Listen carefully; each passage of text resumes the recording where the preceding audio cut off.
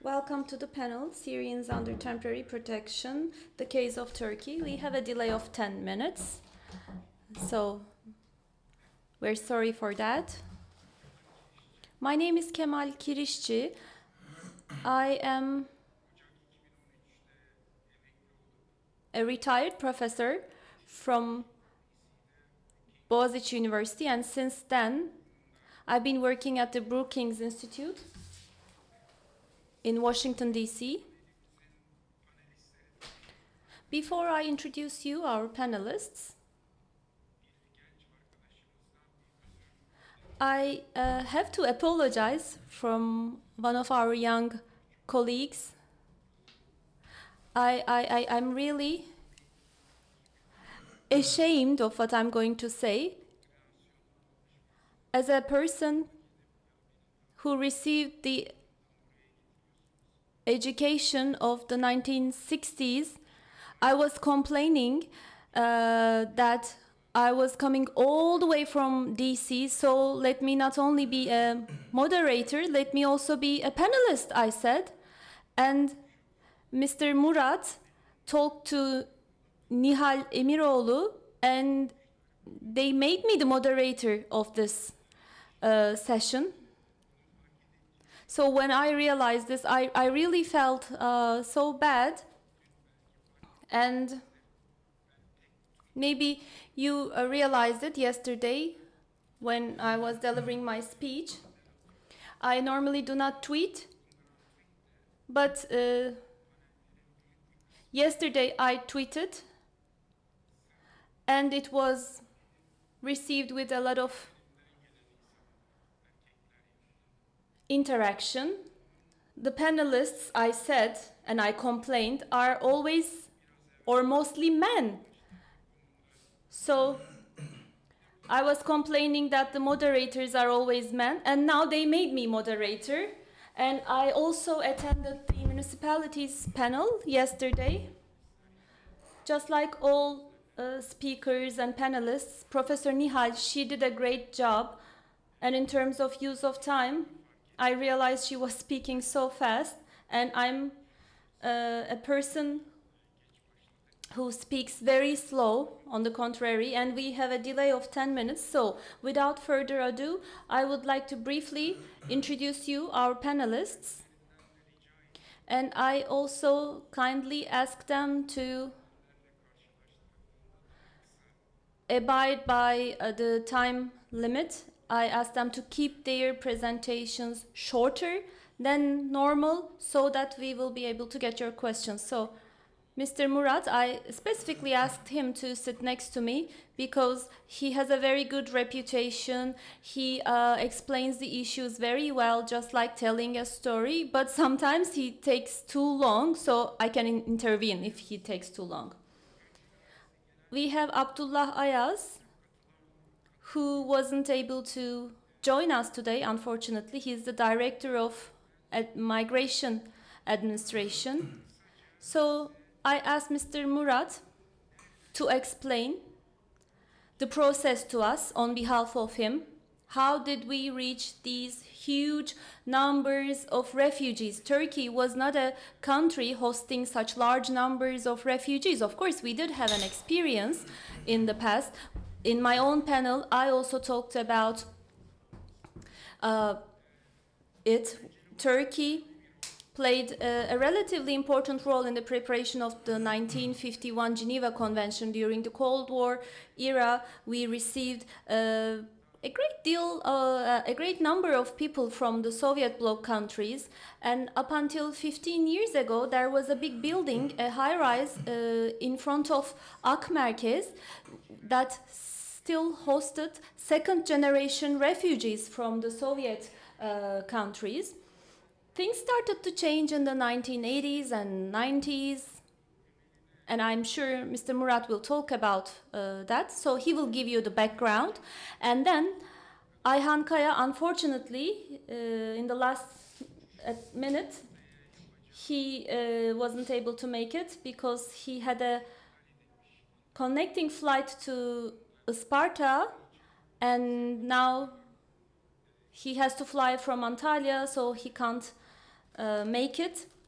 He apologized for not being here, but it's a big loss for us because Mr. Ayhan is someone who has been working in this field for a long time, and he also prepared a presentation on the legislation aspect. He talks about the legislation regarding foreigners and people under temporary protection. He also assessed the topic from the perspectives of the municipalities and local administrations, but we will talk about cohesion, and Mr. Yusuf will talk about it mainly. So, taking this opportunity, let me introduce him as well. The details of everyone's resumes are available in the app, but I can just say that Professor Yusuf is the head of applied sociology at Istanbul University, and he's mainly focusing on people who have migrated from Turkey to Germany, and he's working on their identity, language, and culture. Mainly, these are his studies. And Mr. Sinan Özden has huge experience in the field, if you look at his CV. Well, I've been working on these topics since 1989, but I have to admit that I still have this theoretical approach, and I look at the issue from public administration perspective. Maybe with the Syrian crisis, I was able to go out in the field a little bit, so that's why your expertise and experience from the field is going to be very important for us. And we have Ömer. Can I call you Ömer? The Arab world, they call me in the Arab world Kemal, not Kemal, but Ömer works at TEPAV. As you know, TEPAV is based in a think tank based in Ankara, focusing on economy and economy policies. As you know, Professor Güven Sak, our dear friend, is the head of that foundation, TEPAV, and Ömer works in the field of entrepreneurship and employment of Syrians in Turkey, and he has observations to share with us. Ömer, I think you are from Syria originally, right? This is very important. I wasn't sure, but yes, he's originally from Syria. So, Maruf 2019, this has really been a very wonderful event with all its aspects. I don't know if you have seen the exhibitions outside. Please go and take a look. And lunch yesterday was delicious, and the panels were very rich in content. There was just that slight criticism of male dominance that I just shared on Twitter. But also here we are talking about refugees, and it would be nice to hear from them as well. At least at this panel we have Ömer with us. Yes, so I don't want to take much of your time.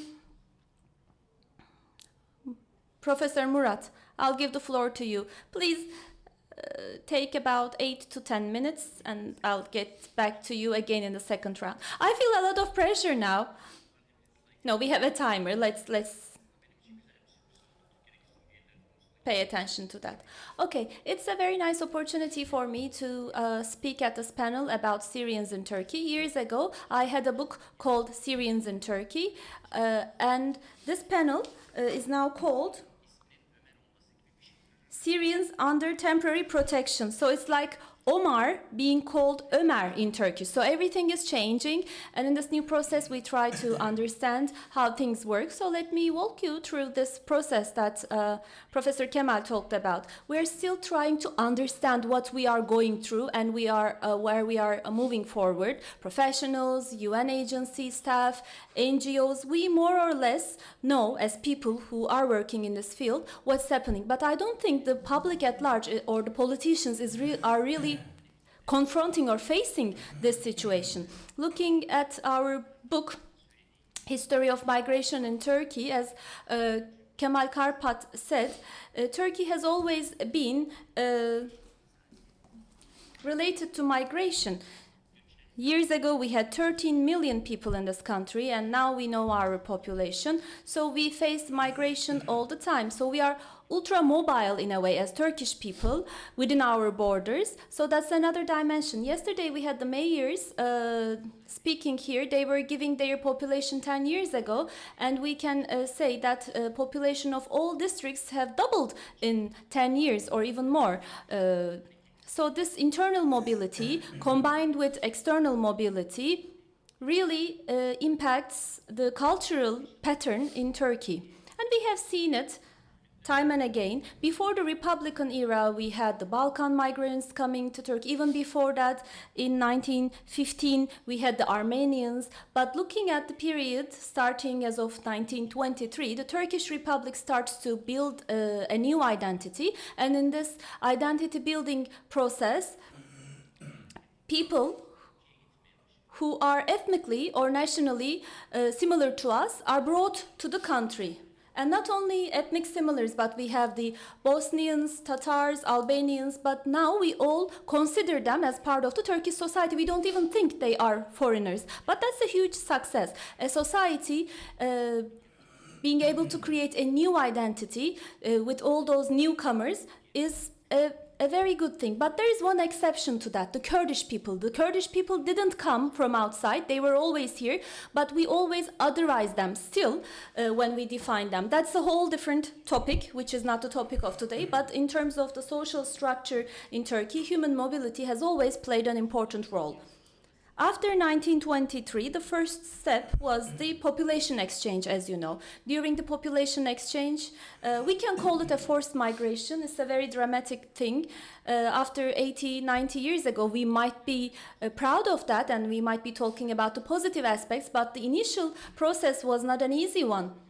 We always say, if there is cultural affinity, if there are brothers and sisters, they're okay. But if those who are not similar to us come, it's not okay. But that's not the case. Even when our own brothers and sisters came in the midst of 1920s, the Turkish society didn't really welcome them with great tolerance and joy. Because as is the case in all societies, newcomers might shake the social structure, the social texture, in terms of benefiting from public services, house ownership, losing your job, you might be affected. Then we had some migration waves. There were people moving abroad. We had the settlement law. I think the settlement law dates back to 1934. So in 1934, with the settlement law, the Turkish government makes a serious settlement planning so that the newcomers will contribute to the society. There's a very regular work. It's an outstanding planning activity, by the way. But starting from the 1950s, we started to seeing another phenomenon, which is internal migration. Because of the transformation in the economic structure, people started to flow in a way from the rural areas to the urban areas. And now the rate of urban population is more than 80%. And in 10 years, it will reach maybe 90 or even 100%. What is an urban space? What is an urban setting? That's been discussed in this conference. Living in an urban space does not necessarily mean living in the within the borders of a city, but that's another discussion.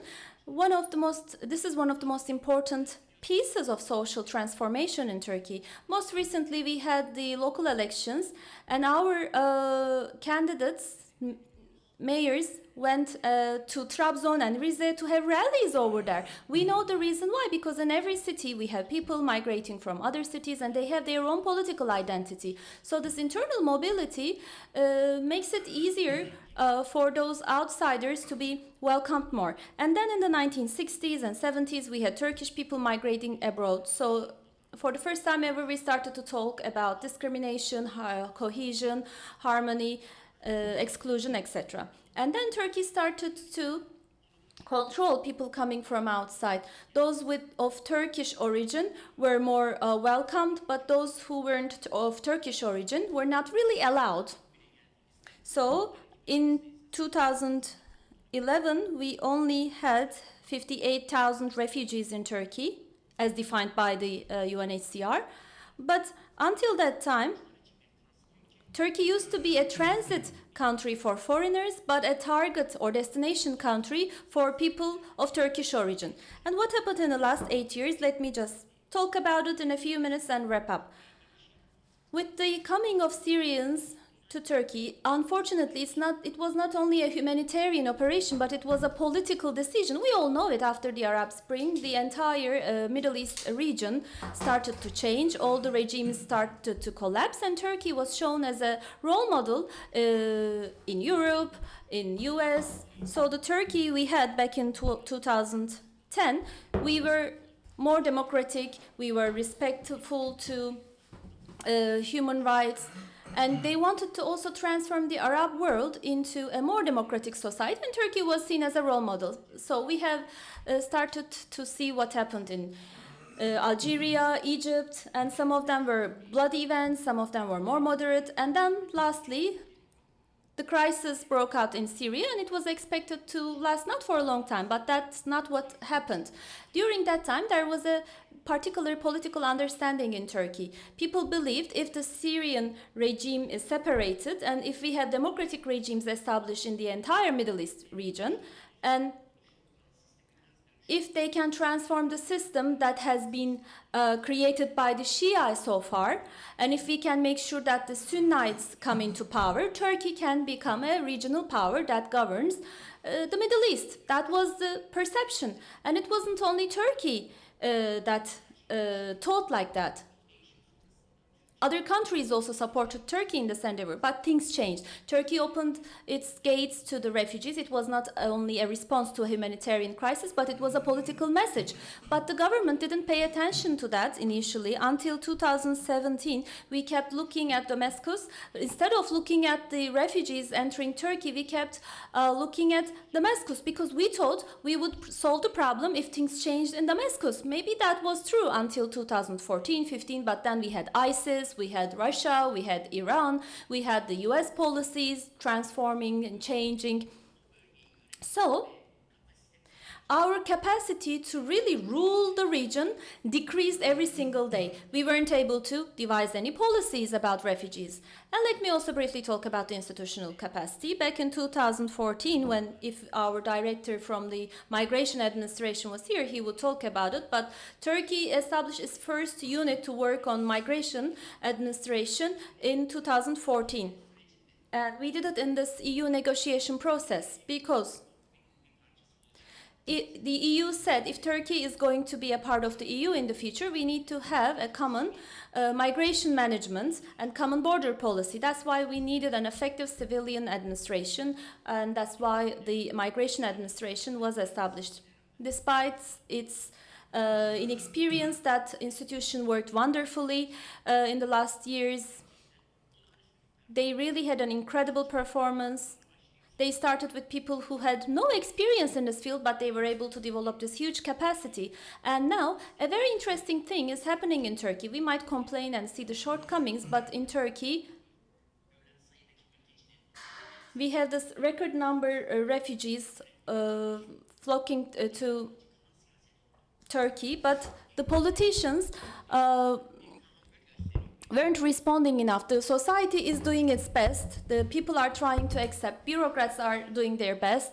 There is a good collaboration with the international agencies and institutions, but politicians are still acting in a romantic way. I don't think things have changed.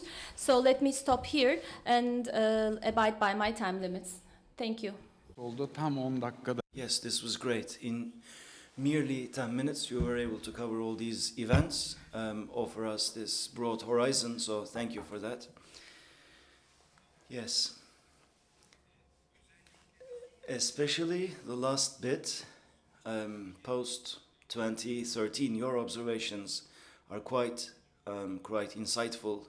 2013 was a watershed moment, I believe, and you know, the foreigners and the foreigners legislation, foreign nationals legislation was enacted by the parliament with the support of all the political parties. That's one thing that needs to be reckoned with, and today also the situation that we are in needs to be questioned as well. Now, after this framework presented by Murat, let us hear from Sinan Bey, and let's go out to the field and let's see what's unfolding out there in the field. Such a huge number of Syrian refugees, the fact that they are here in Turkey, and there's also 500,000 other refugees joining their ranks. So what would you like to say about the field in terms of the governance of this situation? You also have 10 minutes. Thank you. Thank you very much. Now, yes, as Murat has said, we've gone through all of these things, and Murat has actually made my job easier. But I was going to start by saying that our cities have always attracted migration, not just external migration, but internal migration as well.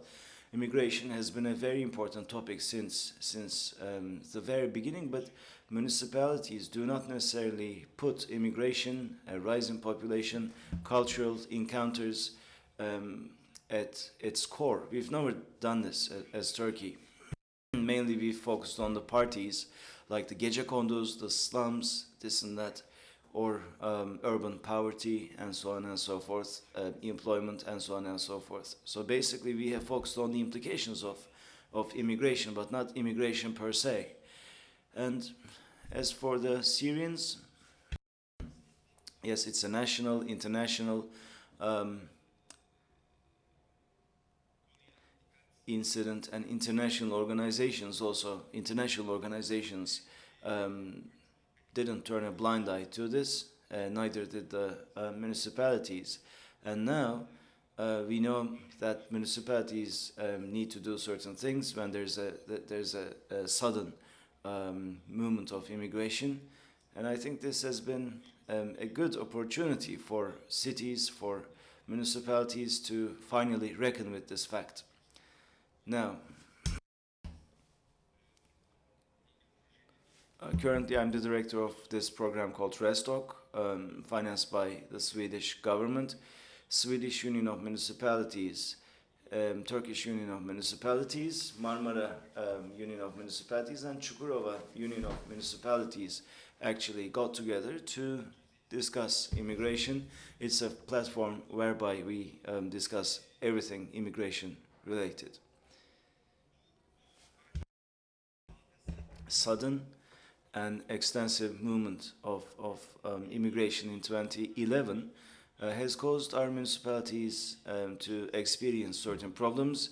First of all, the population catered to increased tremendously, and we always talk about 3.5 million Syrians in Turkey, but actually there are other groups, other populations coming from abroad, and we also have internal migration.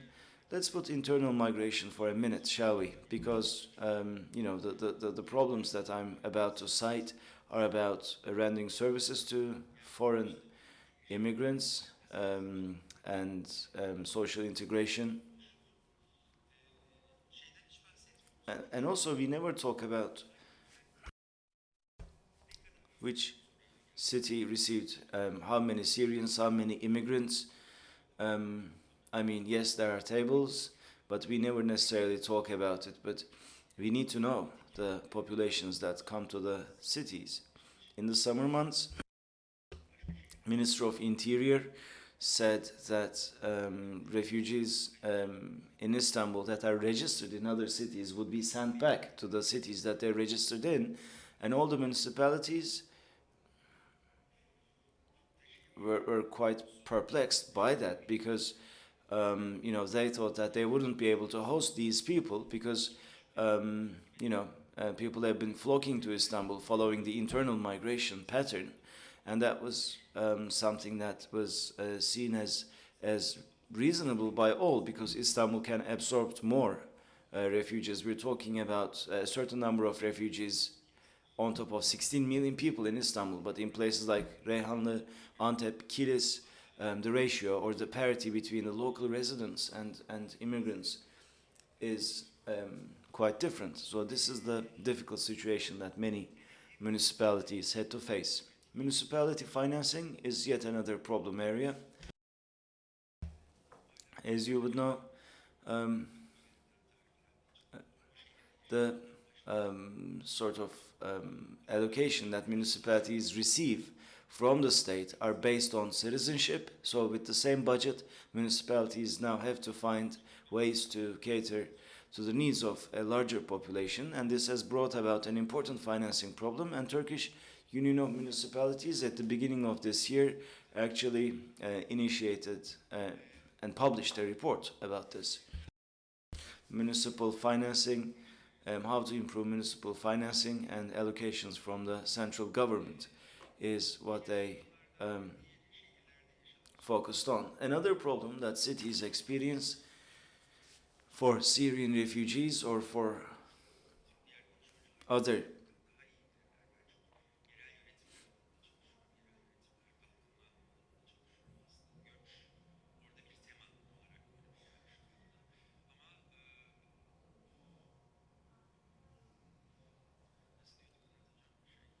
I don't know how to say this, but asylum, was it asylum seekers?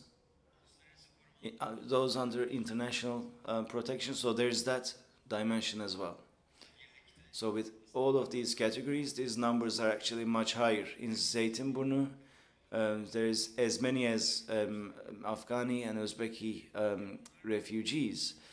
And yes, there is a lot of irregularity or semi-regularity when it comes to these people, and they are on the poor side of the city. They make up the urban poor in Istanbul. And this has an impact on the urban economy. This creates and exerts a pressure on the urban economy in terms of employment and so on and so forth. We need to sort of discuss how to grapple with this issue, how to turn this into formal employment or formal economy, and also in terms of social and cultural matters. We don't even need to discuss these dimensions because yes, these people are coming from a different land, they speak a different language, they have a different culture, and now there's an encounter between these different cultures in our project as well. We have encountered this quite often. You know, there's differences in terms of using public spaces, communal areas, and all of these actually put pressure on the shoulders of municipalities. Yes, we talk about immigration, and when we received immigrants from Syria, actually, all the municipalities focused on humanitarian aid to support these people, to protect them, and everything was built on this. And right now, when you talk to municipalities, about data and how to collect data regarding aid given to the Syrians, they are sort of in a good place, but they have only begun thinking about the strategic development of the city. In terms of municipal financing, yes, municipal services must be rendered seamlessly with this new population, but rather than that, you know, they care more about the approval of the Council of State for the humanitarian aid that is given out to the Syrians. Whether this aid should be registered, whether other means need to be found, and so on and so forth. Now, right now, we also talk about the possibility of these people staying. In our project, we categorize immigration in 3 phases. Initial stage, arrival, humanitarian aid, thinking that this would be temporary, thinking that these people would go back to their homes once the conflict is over. That's the initial stage, the first stage. And and you support people who arrive here, and you support their accommodation and so on and so forth. And then you have settlement and integration. In international literature, it's, people always talk about arrival and integration. But integration is a very broad concept. It's about cultural harmonization. It's about feeling, having a sense of identity, feeling a sense of belonging to that place. But the settlement phase is going to take a very long time, and municipalities need to cope with that. They need to find solutions in this phase, and this is a phase whereby immigrants lead a regular life. They go to school, they do recreational activities, they go to work, they are mobile within the city. Maybe they're not still truly, they do not have a feeling of belonging, but they're a part of the city, and the next phase would be perhaps forging such a sense of identity. So with this new population, how were our municipalities affected in terms of resilience? Where are they? How are they faring? Is what we focused on. So let me focus on a couple of highlights. We looked at service categories for municipalities: urban environmental services, urban services, social development, economic development. There are certain services, and we have itemized these, and all of these items were impacted by this situation. And similarly, the governance of municipalities, or the corporate structure of municipalities, were also impacted majorly. So, one last thing.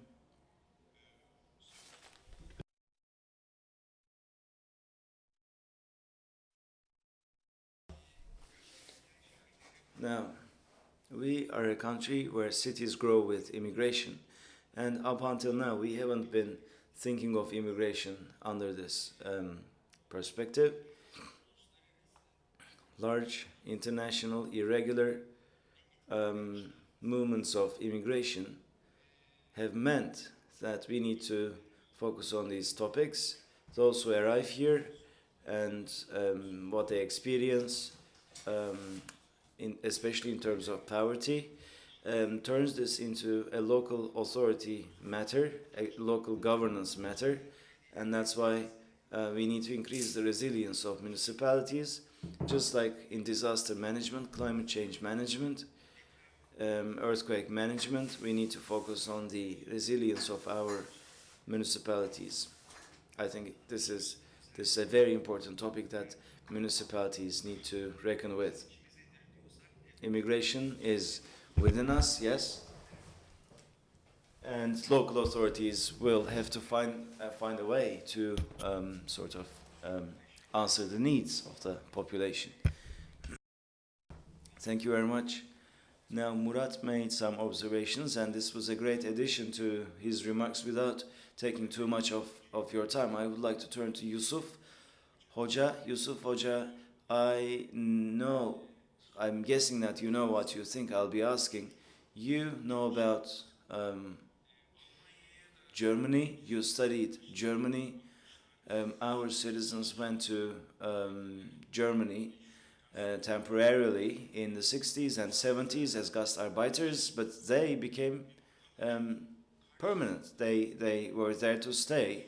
And my humble opinion is that Germany was perplexed a bit, and they found it difficult to adjust to that. And Sinan Bey, a minute ago, talked about what has gone since 2011, phase by phase.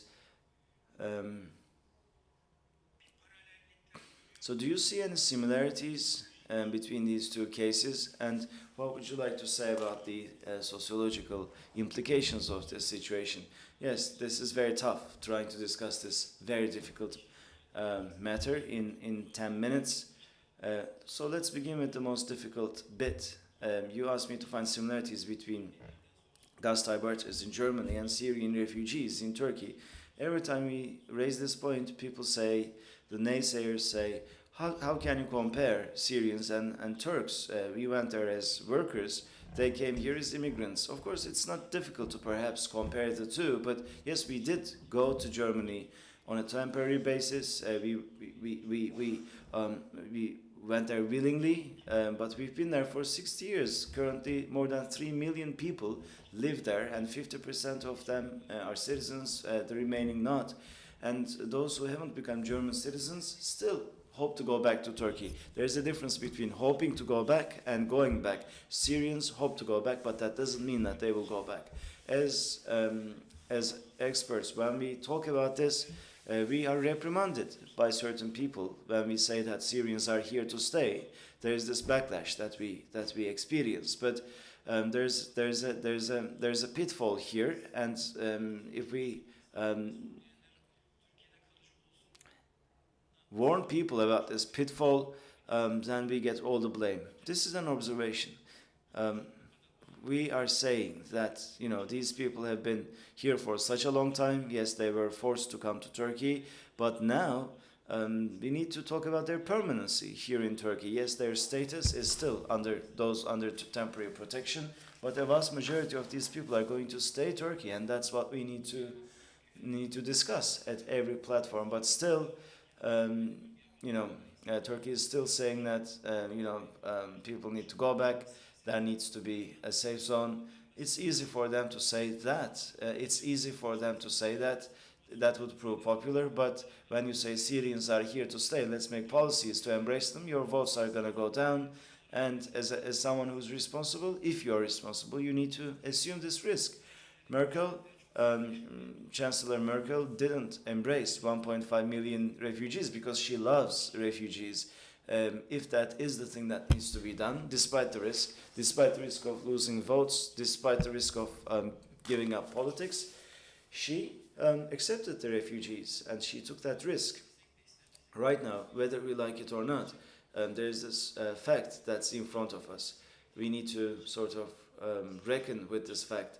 But we try to act as if nothing's happened, nothing's ever gonna happen to us, but we don't have the luxury to do that. Politicians may assume that sort of a discourse and instrumentalize Syrians, but scientists need to be much braver, and we need to talk about the permanency of Syrians. Otherwise, we cannot talk about integration, social cohesion, whatever you call it.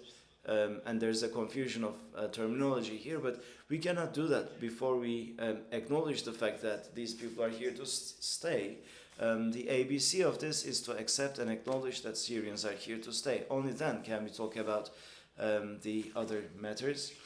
Yes, this is going to be a difficult subject, and I started with a major difficulty. The concept of immigration has some negative connotations. When I say immigration, what is the one thing that comes to your mind?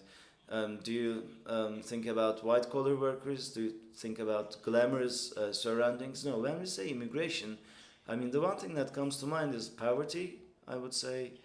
Leaving one's homeland because of war, or people kicked out of their own homeland, and so on and so forth. These are the connotations that we have when we say immigration. When I say immigrant, what is the one thing that you envisage?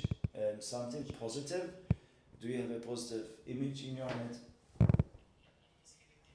I'm not saying whether that should be the case or not, but let's remember there was a game between Galatasaray and Fenerbahçe, and the Galatasaray team was being seen off, and Galatasaray supporters were holding torches to see off their teams. And Sinan Gümüşlü, this footballer, said, these are all Syrians. And then he had to apologize to Galatasaray supporters. This is like a joke, isn't it? Like, why did he apologize? What did he think a Syrian was? Why did he feel the need to apologize? Bu Galatasaray taraf If there is anything to apologize, Is it the Galatasaray fans or the 4 million Syrians that need to be apologized? So when we say migrants, we always think of people who work at low status jobs, poor people with a lot of children, with no education. That's the pattern or the stereotype in our minds, but only 25% of the migrants in the world are refugees, which is 3 per thousand of the population. And everything is based on this small minority. When we talk about the refugee crisis in Europe, we only talk about this 3 per thousand people. And Trump, for instance, is the person who has the anti-migration arguments going 2 generations behind. His grandfather himself was a German, and both his wives were migrants. So we can't still go back to the Turkey of 1980s and think of a country that is 99.9% Turkish. No, mobility is increasing, but we still try to act on our reflexes of a nation state. The republic was established back in 1920, but that logic that accepts only people of Turkish ethnic origin as migrants is no longer there. We have about 5 million registered people in Turkey. 4.5 million of them are Syrians. 1 million people are living in Turkey with a residence permit. At least 300,000 irregular migrants are captured every year. We have 15,000 people under international protection, and we have Syrian migrants now. Not refugees, Syrian migrants, which means Syrian migrants who have received Turkish nationality are migrants. The remaining part, 3.6 million Syrians, are Syrians under temporary protection. There is this confusion of concepts that we keep talking about. Even people in this hall use different terminology to define the Syrians. Everything is so confusing. Should we call them refugees, migrants, asylum seekers? If Mr. Abdullah were here, he would correct us, saying that they need to be called as Syrians under temporary protection. But in Turkey, we define them as Syrians. And the concept of migrant. I said people tend to think about it as if it's a negative thing. But this negativity was something created after the mass influx of Syrians, because migrants are always a part of this community. They are an asset for us since the establishment, and even before the establishment of the republic in the century before that. We have hundreds of thousands of people coming to Turkey from the Caucasus, from the Balkans, from Crimea, to create the social fabric of this society. But we need to talk about a new social fabric. We have a new type of migrant that is emerging. It's difficult to accept, but we need to accept that. Looking at this new migrant type, we see that it's the former migrants, people of migration origin, who are opposing this the most. Those people who are against Syrians the most are those who have come to Turkey at a later time and received Turkish nationality. Everyone has this perception. Those who have come at an earlier stage have come and taken their seats, and they don't want the newcomers to sit down. So the definition of migrant in the Turkish sociology is very well known by everyone living in Turkey. When I go out in the field or when I have conversations with people in Kumkapı, as you know, there are many foreigners who are living. We have international migrants there at Kumkapı district. And once I saw a young boy on the street, I asked him, where do the migrants live? He said, there are no migrants here. I said, how come? I see a lot of migrants. He said, no, they are not migrants. They are foreigners, he said. I said, who would you call a migrant then? No, if they come from the Balkans, for instance, they would be migrants. But all these people are foreigners, he said. So that's how we perceive migrants. But now we are facing this new type of migrants. So let me wrap up by focusing on some challenges. The topic of migration is really difficult to talk about, to work on, to manage. We need to say that it's a challenging thing for the host community, for the country of origin, but selfishly we always keep talking about how the Syrians are impacting Turkey economically, socially, culturally, but do we ever think how are the Syrians impacted? There is this country called Syria, still that country exists. How did Syria get affected from this? What about the demographics in Syria? To what extent are we really thinking about this as the academics?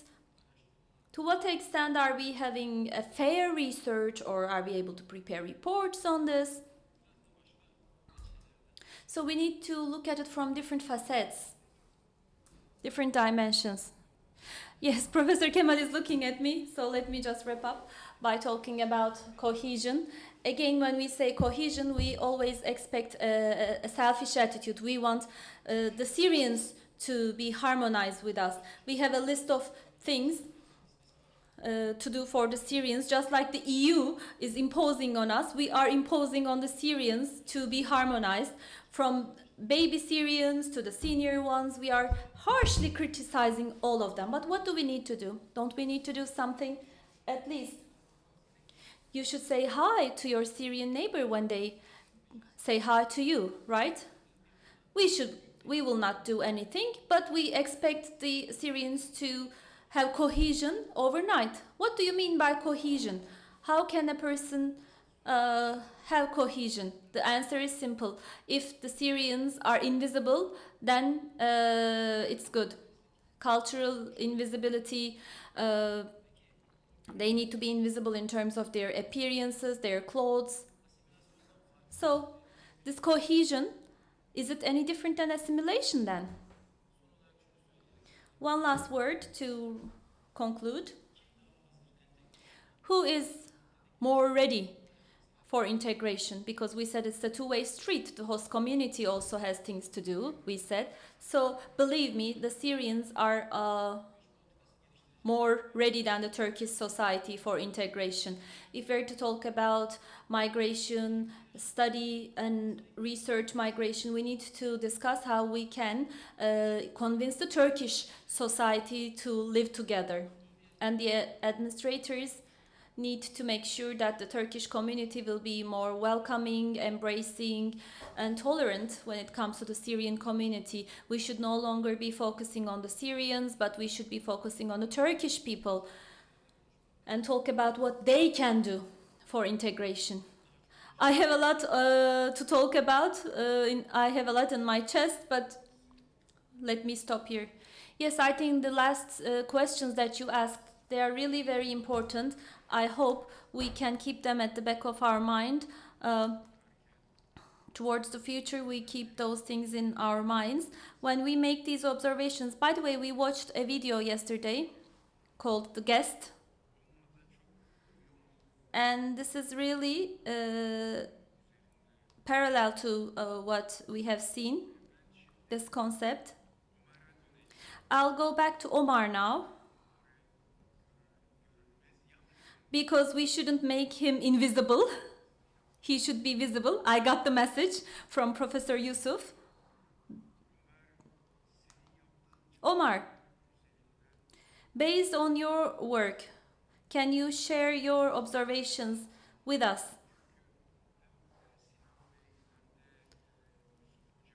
Because both Sinan Bey and Professor Yusuf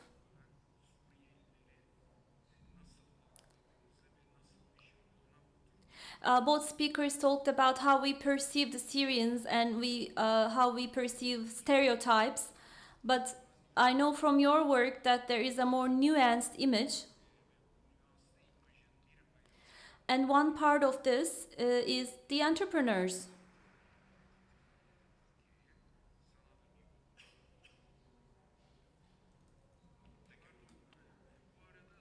By the way, Omar, please prepare your questions. I don't have good grasp of this technology because I still have this 1960s mindset, but somehow I think this is called an iPad. I will receive the questions on the iPad, I guess, and during the Q&A, I will be referring those questions to our panelists. Yes, the floor is yours. Thank you very much, Mr. Chairman. Unfortunately, I will have to break the invisibility criteria of Syrians by speaking in English, so bear with me for like 10 minutes. İlla görüleceğim olacaksın. A question for integration professionals, and I would be more than happy to be their case. Anyway, Syrians under temporary protection, the case of Turkey. I'm going to be speaking about the contextualization of the labor market integration of Syrians, but at the same time I want to emphasize on the city's developing solutions theme of this conference, and to see what sort of solutions in two cases came up and why did they emerge. So the framework is somehow simple. It is based on three questions. What do we know about Syrians? How did we learn about Syrians? And what is going to come next? What do you know about Syrians? I'm going to jump into it because I have 10 minutes, so I'll give you some seconds, a few seconds to look at the sub-themes of my presentation, but at the same time I will jump to it immediately. So today we're talking about 3.6 million Syrians. 98% of them are in urban settings, 2% are still living in camps. We're talking about almost 2 million male Syrians and almost 1.7 female Syrians. Almost 1/3 of the total population of Syrians in Turkey are school-age children, and 62 or 63% of them are enrolled in schools. Of course, there is a very good example about Turkey here, that the primary primary school enrollment exceeds the global standards when it comes to refugees and the normal enrollment rate of any students in the world. Third thing we know is that 2/3 of the Syrian population in Turkey is of an working age, overwhelmingly working informally in the informal economy, and only 1.5% of them have work permits since at least 2016. Lastly, the number of naturalized Syrians is 102,000, and half of these are below the age of 18. So again, we're talking about cities, and we're talking about 98% of Syrians in urban settings. Where do they live? There are two major clusters, let me say, about Syrians' urban settlement. One is close to the Syrian border, as you can see in the south and southeast region, and this is a classic forced displacement sort of movement. They seek safety next to the or in the closest border next to them. And the other one is in Bursa and in Istanbul, and this is more related to economic motivation because they went there because those are industrial hubs, traditionally speaking, in Turkey, and these in Bursa in Istanbul are where jobs usually are. But at the same time, when we talk about urban settlement or spread of Syrians in Turkey, we have something else that comes in mind, or a new phenomenon that is coming out. That is post-war Syrian ghettos. So we did a research that started in Ankara, in Önder Mahallesi, and we realized that there is a Syrian ghetto or Syrian post-war ghetto. And of course, as Professor mentioned before, now we have an image of who's an immigrant.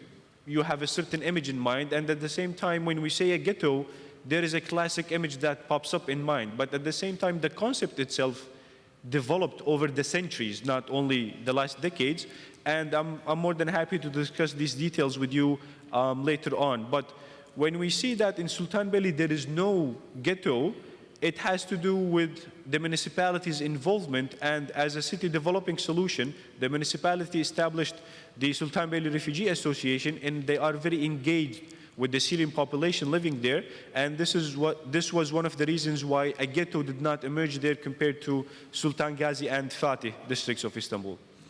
Of course, one of the biggest issues, again, when we talk about urban distribution of Syrians in Turkey, and generally speaking, is the impact of a mass population on the local labor market. I'm going to take just a minute here to elaborate on this because last week I was with Professor Murat Erdoğan in JHP's conference, and apparently this caused a little bit of confusion. I focused on the positive side, on the literature that elaborated on Syrians' impact on the labor market, and I was accused of being biased. And I have to say that, is there a negative impact? Yes, in the form of displacement of Turks from the labor market, yes, but it is very specific to a certain group of Turks, that is women and young adults below who have low education levels. But at the same time, I focused on the positive side because this is what we do not often focus on. And politically speaking, we dig into the negative side to make political gains. What I want to say is that the literature that navigates Syrians' impact on the labor market says that the Syrians' influx informally expanded the skills of natives in the informal labor market, and they shifted to the formal labor market. So this means there is a compensation of competition and the skills development, and this is the point that I want to emphasize on. Of course, there are barriers that brings the competition to a fierce levels. And one of them is the unemployment rate. And when we look at where Syrians live predominantly in the southeast region of Turkey, that region has, historically speaking, had unemployment rates higher than the national rates before the influx of Syrians. So this means, naturally speaking, when Syrians come, they will have a fierce competition with Turks because the jobs are already not in abundance in this area. So what happens? They move to else places. They go to Bursa, they go to Istanbul. At the same time, there are other barriers to Syrians' informal employment. Namely, the work permit regulation that allowed Syrians to formally access the labor market was only introduced in 2016. So it would be oversimplistic to say that just with the introduction of the regulation, we will adjust the informal employment of Syrians in 3 years. No, we're talking about millions in the labor market working informally. And it takes time to have or channel those Syrians into the formal labor market because there are different considerations. And one of them is dependency on aid. Now we talk about the Kızılay card or the emergency social safety net scheme supported by the EU. And this is also one of the things that makes Syrians tend to work informally because this way they make two ways of income. One, the financial aid coming from this scheme and whatever wages they make while working informally. Now, on the other side, when we look at where these Syrians work informally, again, we see patterns to the settlement areas and where they economically went to work, that is in Bursa and in Istanbul. Unfortunately, this is from 2017 because the database of Ministry of Labor is not accessible anymore, publicly speaking, and this is one of the biggest issues that we suffer from when we need to include some data analysis about Syrians in Turkey. It doesn't exist that much, we already know that, but again, when it exists, it lasts for a few months, maybe, and we have to be lucky enough to realize that it is open, the database, download the data, and then see what we can come up with. And one of the things that we need to realize is that we still don't know who are these Syrians in Turkey. There has been an ongoing project between DGMM and UNHCR called the Verification Project that meant to update the profile of Syrians and their qualifications. Started late 2016, but is still unpublished. Now, the other side of the labor market, I've been talking about Syrians who were seeking jobs. But there are Syrians who are creating jobs and investing money and injecting capital into the Turkish economy. And I'm talking about Syrian entrepreneurs. They have established in the last 8 years around 15,000 companies, and they injected 1.3 billion Turkish liras to establish these companies. And you can see once again that there are a lot of familiarity or similarities with their workplaces they have established and where they live. When we look at the sector breakdown of these companies, we realize that they are basically or overwhelmingly focused on the services sector. And this has to do, our estimations or our work suggests that it has to do with their experience or the skills they had before coming to Turkey. Turkey's economy is more industry-based. Syria's economy was more agriculture and services-based. And this is why we see that we don't have many companies working in manufacturing sector. Now, Syrian entrepreneurs, similar to any other migrants in the world, they are mobile, and they are very mobile. And this shows us from where or from which province they went to which and why. The province that lost the most entrepreneurs is Istanbul, and they went to Mersin and Hatay. Why was that? First, the entrepreneurs we interviewed said that Istanbul's business environment was actually not that appealing to us. It was very bureaucratic. They went to Mersin and Hatay. Why they did go there? The overwhelming answer was exports. We understood that to be to Syria because it's more proximate or closer to Syria, but at the same time, in Gaziantep, for example, the Chamber of Commerce established Syria desk in 2014. And last year, they won an international prize to be one of the most outstanding projects regarding migrants on the city level. What do? They help Syrian entrepreneurs with everything they need about the information in the business environment. And again, I will leave this to the Q&A session to elaborate more on this. And the features of challenges that Syrian entrepreneurs face is enormous. One of the biggest obstacles is access to finance and banking services, but at the same time, the survey we did with 400 companies, 200 Turks and 200 Syrians, we realized that the Syrian companies create jobs for 250,000 Syrians. That is 7% of the back then 3.5 million Syrians in Turkey. But when we look at the composition of workers in the Syrian companies, 66% of them are Syrians, but the remaining 34% are Turks. And this is very important because Syrian entrepreneurs need local workforce for their businesses. And the reasons for that is yet to come. Finally, when we talk about certain clusters of businesses in certain provinces, we see some correlation between the number of companies established by Syrians and the export performance of these provinces, especially to Syria. Now, Istanbul used to be the hub of exports to Syria from Turkey, but that is not the case anymore, although Istanbul hosts half of the Syrian companies established so far. And the reasons behind that has to do with different export destination or the high costs of exporting from Istanbul to Syria.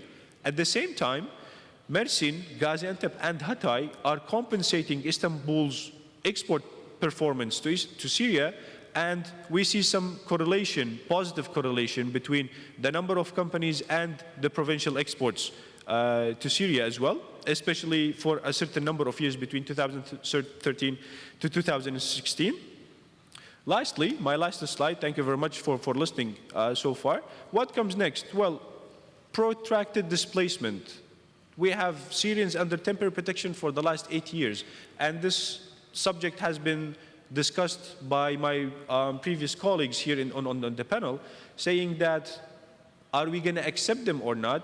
Well, I think we should, because resettlement and repatriation are not doing that well so far. And responsibility sharing is a global task. And recently, the EU Commission created a vice presidency called the Way of Protecting European Life, which is sending very mixed signals to at least policymakers here in Ankara. What is the threat?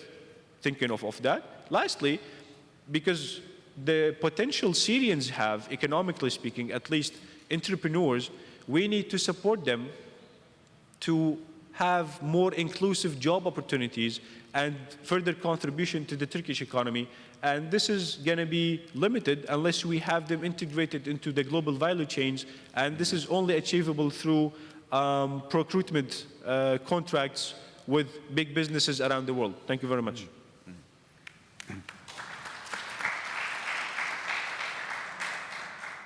Çok sağ Thank you very much, Omar.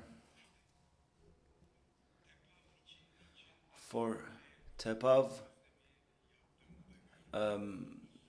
you know, I had an observation, and now you have realized why I said what I said. Observations based on research are very important, and we have realized that once again, thanks to our panelists.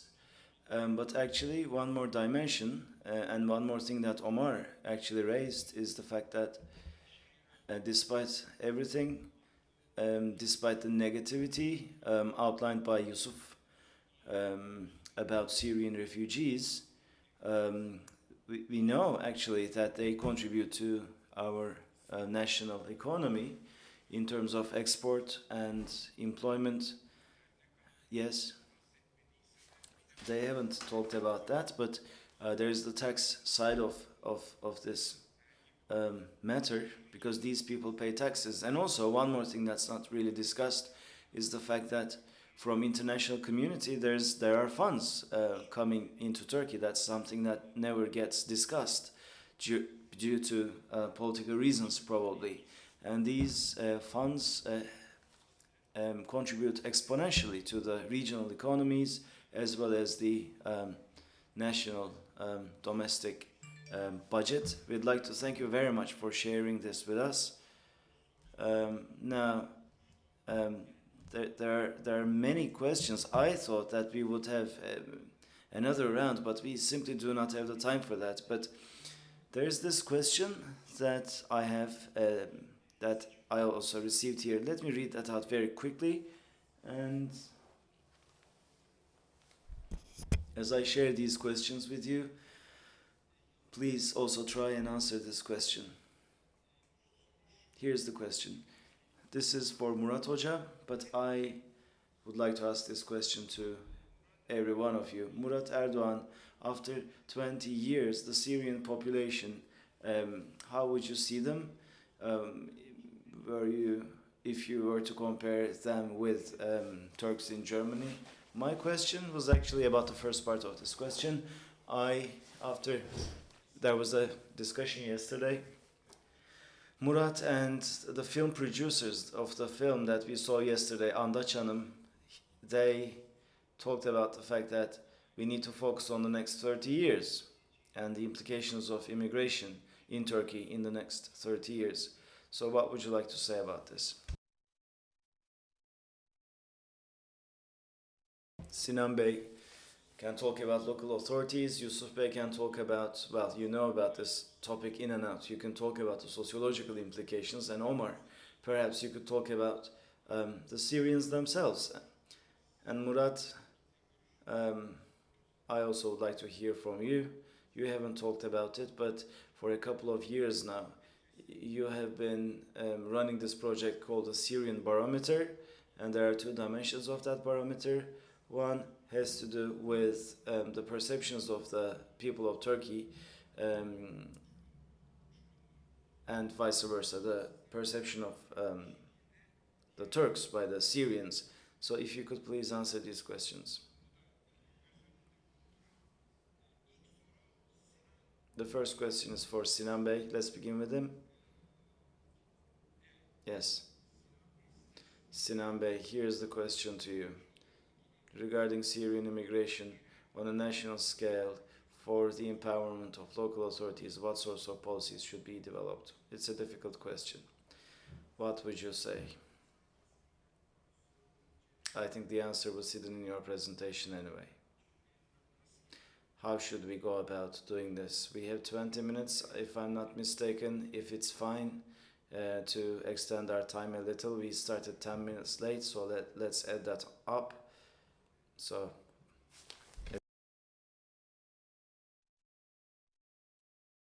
thank you very much. Now, talking about local authorities and empowerment of local authorities, what sorts of policies should be devised? That's something that we need to discuss. I'm not going to say anything about policies per se, what sorts of policies should be devised, but I can offer you my insights as to what needs to be done. And this is something that we discussed at Projectist as well. Well, first of all, when Turkey discussed its immigration policy, I think Turkey disregards local authorities by and large. The impact of immigration on local authorities. We always, focus the discussion on the central government and the management of international immigration, but we don't necessarily talk about the implications of this for municipalities here within Turkey. So without a doubt, I would say that local authorities' opinions must be sought. We need a mechanism that enables that. And also, I think the most efficient way would be the union of municipalities getting together, getting together, mayors together, and managing the expectations and demands of local authorities. That if we can have a platform of this kind, we can have perhaps a report about that, and we need to make sure that this is sustainable. So that relationship must be established first, and then under the heading of immigration, we should continuously talk about policy making. And truth be told, the togetherness of these unions of municipalities is actually trying to do just that. And we're trying to establish a new platform. And hopefully the central government will also appreciate our efforts and support our efforts. So how do I see Syrians 20 years down the line? The settlement phase that I talked about, leading a regular life, will have begun. But if we're talking about integration and cohesion, I should go back to what Yusuf has said. Cohesion, harmony takes a very long time. I don't think 20 years would suffice for that. Yusuf Hoca, let's get back to you. There are many questions for you. Now, I intentionally provoked the audience to get more questions. Now, for me, the easiest thing for me is to, a participant has said that you have described and outlined what harmony is not. But how should it be, is the question. The cohesion policies, what they should look like. And another observation that's quite interesting, I'm going to have to read that because it's a bit complicated. The Ottomans went to the Balkans to bring Islam to the Balkans, and you have equated that with the current situation, and that is unacceptable. Those who went to the Balkans went from Konya Karamanlar region, and they came back after a certain while. Is that still the same? I mean, how would you say it is the same? That's how I started my... This is not a question, obviously. This is an observation. There's one more.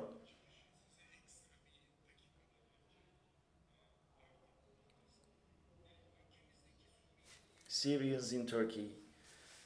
The greatest backlash mainly comes from former socialists, liberal conservatives, and liberal nationalists, petit bourgeoisie, because their comfort zone is being infringed upon by the Syrians. Could we say this? Well, I think the answers are within these questions. I don't think I need to answer these questions or say anything about these observations, but let me pick up from where Sinan has left off, because, he said, he made a reference to what I said. Now, comparing Turkish Gastarbeiters in Germany and Syrians in Turkey. When you ask Germans whether immigrants have been able to achieve harmony, 80% will say no, because there is a cultural disparity, because these people are Muslims, there's no way they're going to integrate. And 100 years ago, when immigrants went to France and the US, again, the public opinion was to the effect that they wouldn't be able to harmonize or assimilate, as they said at the time, because there is a cultural disparity. That's what they said. And now we're saying the same thing. These people are not going to harmonize because there is a cultural disparity. We expect social structures to change overnight, but social structures, are not like individuals. Individuals can change, but societies can only change once every generation. So we're talking about the first generation of Syrians who came to Turkey. We need to focus on their harmonization, but just like rather than focusing on the first generation, just like Durkheim has suggested, we need to focus on the second generation. Only then can we talk about integration and cohesion. And Turkey is doing well in this sense, I would say. And when I say Turkey is doing fine, of course that can be debated, but education is important, socialization is important, and we shouldn't lock people in temporary educational centers. We need to embrace Syrian kids in the and we did this. We did embrace them in regular education. And after the second generation, we will be discussing integration. Only after a certain age, after a certain age, you can't expect people to change their habits or expect them to be fluent in a new language. It's very difficult. Can you change your taste in food? I mean, can you all of a sudden be a big sushi lover if you've never had mussels before? Would you want that? Some people like tripe, some people loathe tripe. Some people like lamb's intestines, kokoreç, and some run away from it. I mean, we all have different tastes. These can't change in a generation. But these kids, Syrian kids, children, they go to our schools, they rub shoulders with our own children. So they have never seen Syria, and they haven't known Syria, and now they're being raised in Turkey. They're much more Turkish than they are Syrian. So we will do better to discuss their integration. And comparing Turks and Syrians, Turks in Germany and Syrians in Turkey, the integration of Turks, that is not possible to a certain extent because there is this difference of religion. There are so many factors that precludes these people from integrating wholly to the German society. But between Syrians and Turks, that is not the case because we come from the same faith, and this is going to help matters tremendously. I mean, Syrian culture, is it that different from Turkish culture? Or Syrian cuisine, is it that different from Turkish cuisine? I mean, some people are critical, but these people were in America 100 years ago and in France 100 years ago. So 20 years down the line, kids who were born and raised in Turkey, all the research confirms this, they will speak better Turkish than Arabic. And the third generation will probably have forgotten Arabic. You may call this harmonization, you may call this assimilation in inverted commas, but 20 years down the line, after the second generation, we are going to see that the Turkish culture will be embraced by the Syrians, not vice versa. Omar, there's a question for you, very briefly. Actually, there are two questions for you, so let me share these two questions with you briefly, and then I will get to Murat Hoca about repatriation, resettlement. There are some interesting questions. I don't know how we're going to tackle these issues, but Omar, there are two questions for you, one in Turkish, one in English. You talked about Syrian clusters of trade. What would you say about that? How is this going to have an impact on harmonization? Economy, they trade among each other. Do you agree? Or is this a prejudice? Are there any contra or pro findings in your research? Bir de 20 yılı unutma yanıt verirken. And also 20 years. What would you say about that 20-year assessment?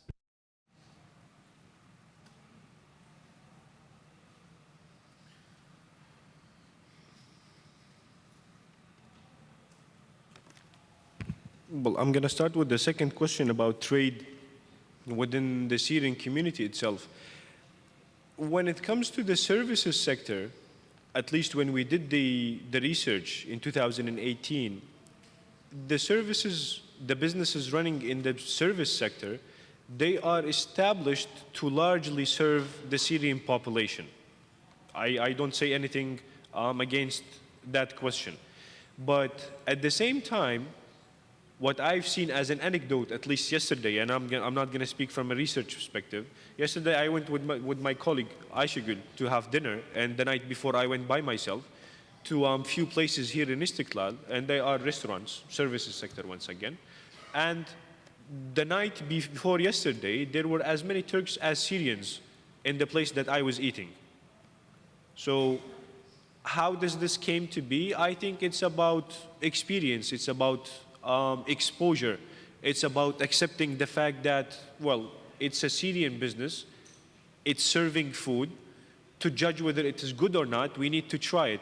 Apparently, they tried it, and they became frequent customers because I spoke with them and I asked them about that.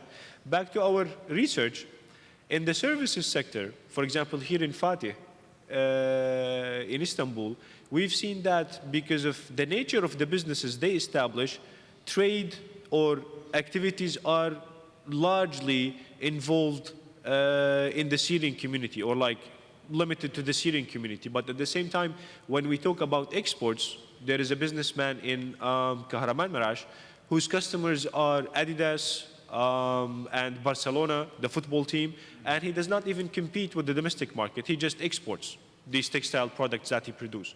So there are two sides to that. But at the same time, I cannot say that Syrians open businesses and they say, like, you know, Turks are not welcome. Certainly not. If you want to try it, the business is open and you can go and see for yourself. If you like what they serve, that's good, I guess, for everybody. If not, well, that's up to your personal taste. So there is no rule there that says they do not welcome Syrians or they do not welcome Turks.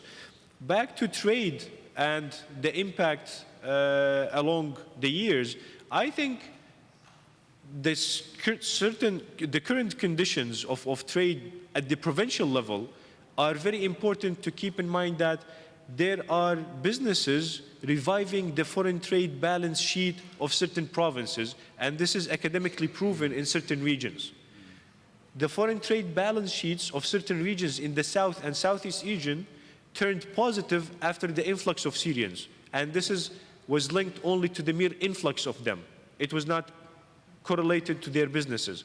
We are maybe in the phase of doing further research about that to showcase what sort of impact they have. But down the road of 20 years, 71% of the Syrians we interviewed said that they will not go back to Syria. Why? An economic reason. They run successful businesses in Turkey. So they are making more profits. They are entering or penetrating more sophisticated export markets, so they need to upgrade their skills. And all in all, they say that if the war settles down in Syria, we will go back, revive the business that we had, and come back to Turkey. Why? Because our kids are enrolled in schools, we already bought property, and the business is doing well. So why do I need to go from a good economic condition to worse, even if that was my country once upon a time? And maybe they say, if I meet the conditions of naturalization, I might become a citizen of this country once more and facilitate my life and contribution later on. So are they here to stay, the entrepreneurs? Majority of them, yes, they are. And we have already navigated the positive impact of them so far on the Turkish economy. Thank you, Mr. Chairman. Teşekkür ederim Omar. Thank you, Omar. Ya burada ben bir araya girmek istiyorum. Actually, let me say something here, Murat, about foreign trade, because I am quite intrigued by foreign trade. And in, talking about 20 years, I just had this idea that I wanted to share with you. You know that about 10 years ago, there was this zero problems with neighbors policy that everyone admired, and at the time I focused on foreign trade quite extensively, and our foreign trade vis-a-vis the Middle East exploded at the time, and then this zero problems with the neighbors policy Cengiz Çandar puts this brilliantly, the Turkish journalist. He said, you know, we didn't have any problems with whom we didn't have problems.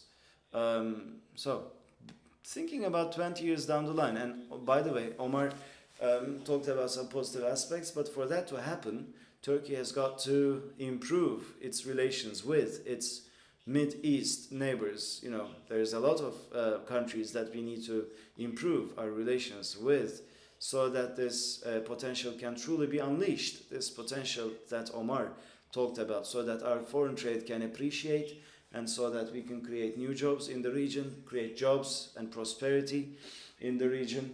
You know, the shrinking Turkish economy can then perhaps grow again. Another observation in terms of 20 years, I think this is important. Now, usually we always see this as black and white. Either they're going to stay or they're going to go back.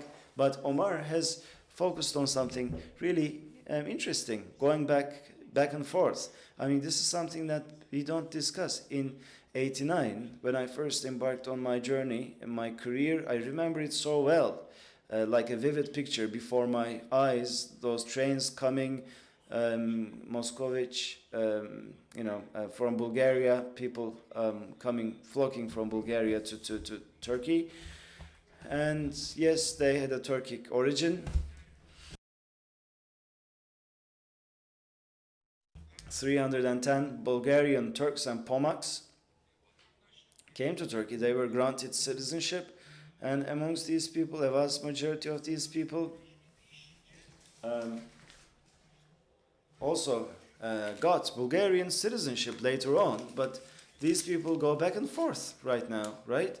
I mean, they are Bulgarian citizens, they contribute to the Bulgarian economy and the Turkish economy, and I think that's a very interesting example. And in the next 20 years, hopefully this is going to happen. This is something that needs to be reckoned with. Murat, we have some more time. What would you like to say? Let's go back to the things that we have discussed. And there are some questions that have been directed to you. I had read about these between Turkey and Germany, going back and forth between Germany and Turkey for 20 years. And then there are other questions. We don't have time, but nevertheless, I wanted to share these with you. Perhaps you can share your answers with us.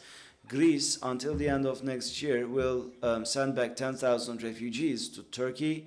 As they do that, how is this going to work? I mean, how come some countries shy away from assuming responsibility and expect other countries to assume that responsibility on their behalf? Between Turkey and the EU, the repatriation agreement was signed. And how about the sustainability of that agreement? What would our panelists say? And Murat, what would you say about these topics? You have 5 minutes. Thank you. Çok teşekkür ediyorum. Şimdi Thank you so much. Let's start with the last one. That similarity with Germany. You just repeated what they said. Maybe in the future we will have such an environment whereby we will have better relations. They said no, but I'm not optimistic about it at all. And let me explain you why. The case of Bulgaria is very much linked to EU membership. The EU membership sort of opened the gate for them. People wanted to use their rights. If Turkey becomes an EU member before Syria, then things would be different. But if that's not the case, which is not likely, things will be different. I'm not sure to what extent things will change. Again, this EU-Greece 10,000 people issue. As you know, in 2016, we had a deal with the EU, and it's not a deal with the EU, it's with the EU member states. Legally speaking, these are two different entities. The deals said that starting from that time, April 2016, the Syrians, if they go to Greek islands from Turkey, they will be returned to Turkey, and same number of Syrians will be taken. So it's just like as if they were carrying potato bags. But Article 2 of that deal said that if people other than Syrians arrive without any conditions, all of them will be sent back to Turkey immediately. And what will Turkey do with those people coming from Afghanistan, Iraq, Somalia, Iran? No, Turkey should repatriate them. So the dirty job has to be done by Turkey, they said. And sometimes I would say, for instance, people who went to Germany through other countries, they said, we will send them back to Turkey. Turkey can send them to Afghanistan. No, we can pay for it, pay for their flight tickets, and they can put them on a charter flight and send them to Afghanistan directly. And they said, no, we can't do it. The civil society will react to it. The lawyers should take care of it. So let's choose a country that can do it, Turkey. I think this is really humiliating. I think I can't understand why our administrators are accepting to do the dirty job. So, for long years, I worked in EU affairs, and I still envisage a European Union that Turkey is a member of. I think that will benefit to the development of Turkey, development of human rights, that attaining the modern civilization level that is set as a goal by Atatürk. So no matter what happens, Turkey is still a non-European community negotiating with the European Union, which is a very important thing. In the European Union, there are others that have Europeanized them, that have adopted the principles. And Turkey has really made great progress starting from 2005. One way or the other, we're having the negotiations. We have France, Greece, other issues in Europe. We know of all these things, but Turkey is doing a lot in many fields with EU. And this problem of Syrians reduced all the entire relationship to a single topic only, which is the refugees. We're not talking about human rights or EU standards anymore. We're only talking about refugees. How many people will we admit? Sometimes Europeans get offended, but in summary, the Europeans think that the best refugee is a refugee in Turkey. Then they won't have any costs. They won't have any security issues. They won't have any integration issues. So let me talk about integration, by the way. The Turkish people going to Germany, they immigrated in the 1960s. And do you know when Germany started integration activities? Only in the 1980s. They waited 25 years for integration because integration is risky. If you believe that the immigrants will go back, you won't have any integration because then you would motivate them to stay. If you teach them the language, they would stay. If you educate them, they would stay. If you give them mobility, they would stay. So that's why countries refrain from integration activities, but only when they see the truth that they won't go back, they do it. Helmut Kohl in the middle of 1980s tried to bribe Turkish people. They said, we will give you 10,000 marks, German marks, go back. And only a number of Turkish people came back to Turkey. So, integration work needs to start. In Turkey, we should start integration. Syrians will be happy in Turkey, and then they won't go to Germany, and Europe will be peaceful. That's why Europe wants us to have integration activities. But we should have integration activities, not for that, but I have been saying that whether we like it or not, whether we want it or not, the Syrians in Turkey needs to be integrated. This is a sociological reality. There is the nature of migration. These people are here to stay. Only a small portion will go back. They will go back to die in their own homelands, or they will go back for work. Maybe they will be resettled in third countries, a small group. But if we're talking about 4 million people, 3.5 million or more will continue to live with us. That's how I define integration.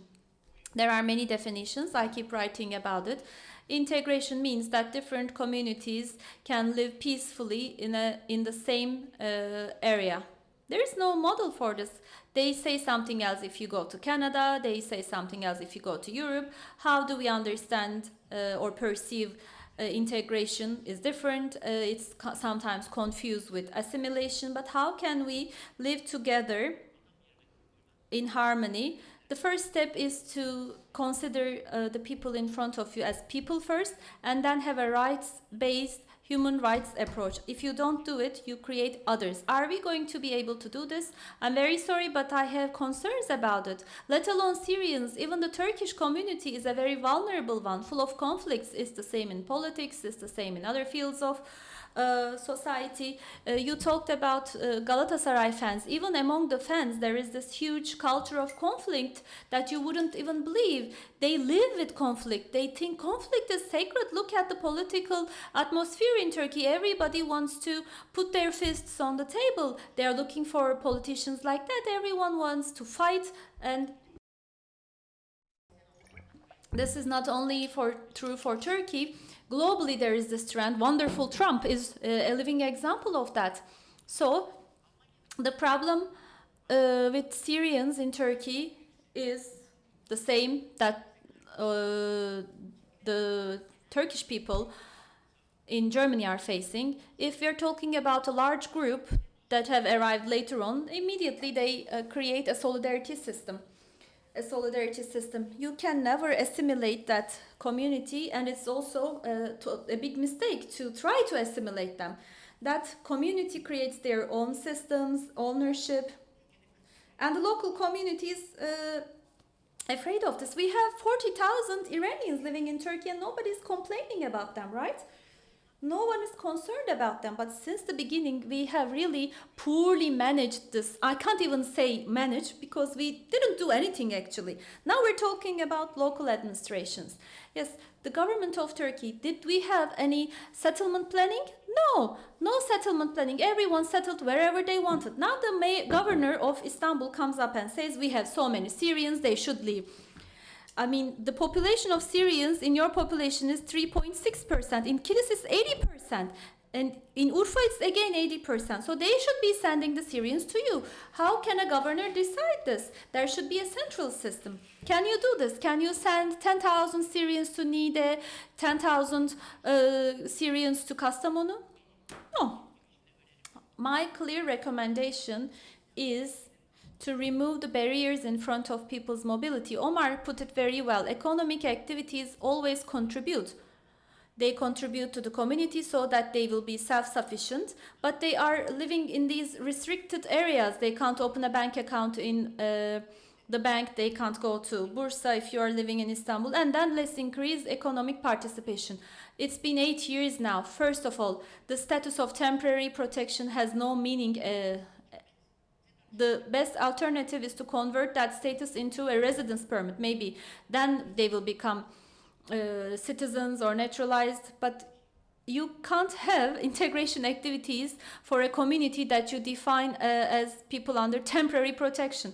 Then local administrations, they're not effective. We have two problems of democracy. We all know this. The government wants to do everything, and the local initiatives and NGOs are seen as boogeymen. That's always been the case. When funds are allocated, they want to allocate the funds through them. I can understand the political concerns. Turkey is no easy country to govern, but the government doesn't want to delegate any power to the local administrations. If the disaster is a local issue, then the solution should come at the local level as well. The law on municipalities says that İller Bank allocates money based on citizenship. But in this city, we have 700,000 people who are not Turkish citizens.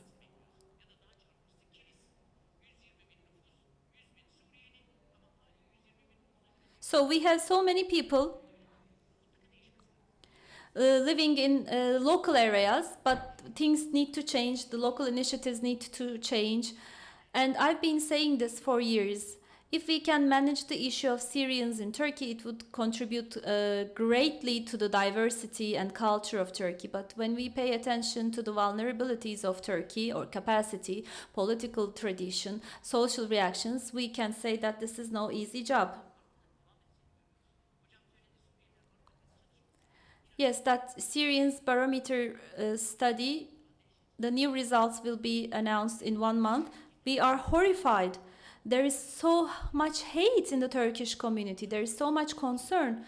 The solidarity that we have seen initially is no longer there. It's nowhere to be found. The Turkish people started to react against the Syrians the moment they understood that they are here to stay. Turkish people don't want to share their future with the Syrians. The Turkish people need to be informed well. There needs to be healthy communication strategies. I don't agree.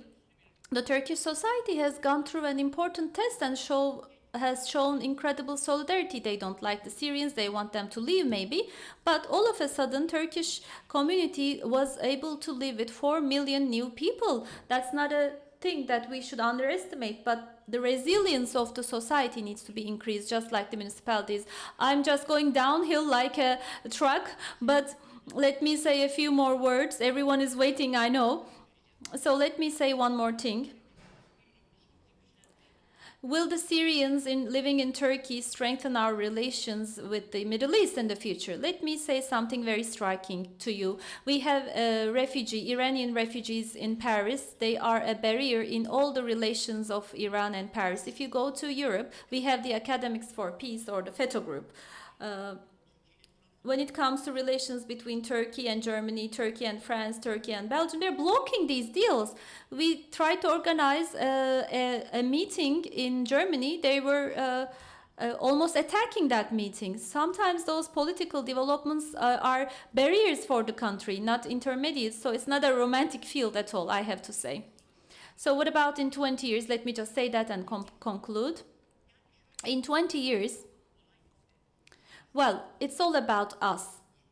What kind of mentality do we want? What kind of a system do we want? How are we going to understand one another? One day somebody asked that to me in a conference. What can we do for Syrians? I said, you should start by loving each other. They only think about Syrians or the newcomers, then they forget about what they need to do first in their own community. First, we need to remedy the vulnerabilities in our own society, and the only way to do it is politics. If politics is looking after votes, it will become more and more vulnerable. So, please, I wish them well. I hope, yes, all the Syrians will go back to their hometowns one day, but this is a fantasy. Even if you occupy the entire Syrian country, land, sociologically this is over. You can only prevent the newcomers now. You can't repatriate those who are already here. We have 500,000 Syrian babies born in Turkey. Number of Syrian children under the age of 4 is 570,000. 1.2 million Syrians are working in Turkey, not only at the border region, by the way. They are all around Turkey. We are living together with them in cities. I mean, that's a dream, a fantasy that they will go back. They are living in a place with war. And the example of Germany teaches us a lot. The Turks went to Germany with a deal of 1 year. They've been living there for 60 years. Some of them say, I'm considering going back. But this is a fantasy. And they have this land, this country like paradise they can return to, but they still don't want to do it. So we need to face the reality. Last weekend, CHP organized a meeting. We were there, and Omar also contributed a lot to that. We were happy that was organized. It's no longer an issue of parties. Recep Tayyip Erdoğan, Davutoğlu, the government, the AK Party did something like that, and the Syrians came. Okay, that doesn't change anything. That doesn't change anything at all. We have to accept this. This is the reality. We need to accept it, and we need to focus on how we can transform this. And we need to see how we can live in peace and harmony. That should be our only concern. Thank you.